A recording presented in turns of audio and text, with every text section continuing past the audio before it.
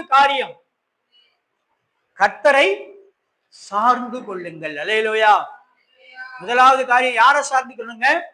கர்த்தரை சார்ந்து கொள்ள வேண்டும். அல்லேலூயா. கர்த்தரை சார்ந்து கொண்டால்தான் நாம் என்ன செய்ய முடியும்? தேவனுடைய ஆசீர்வாதத்தை பெற்றுக்கொள்ளணும். 7 காரியம் இருக்குது. கர்த்தரை சார்ந்து கொள்ளணும்னா 7 காரியம் இருக்குதுங்க. ஒன்று, ஃபர்ஸ்ட் என்ன செய்யணுங்க? நம்பிக்கையா இருக்கணும் கர்த்தர் மேல. சிஸ்டர் கேக்குதா? புரியுதா? ஃபர்ஸ்ட் கர்த்தர் மேல நம்பிக்கையா இருக்கணும். 2வது அவருடைய கற்பனையை கை கொள்ளணும். 3வது கர்த்தரை விட்டு விலகக்கூடாது.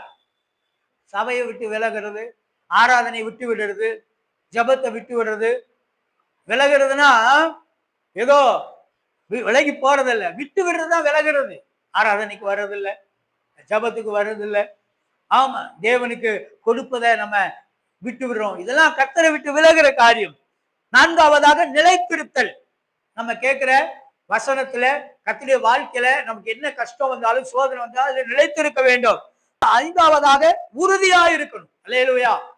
உறுதியா இருக்கணும் கர்த்தரை சார்ந்திருக்குன்னு சொன்னா. 6வது 7வது கர்த்தருடைய ஆலோசனை கேட்டு நடக்கணும். ஊழியர்களுடைய ஆலோசனை கேட்கணும்.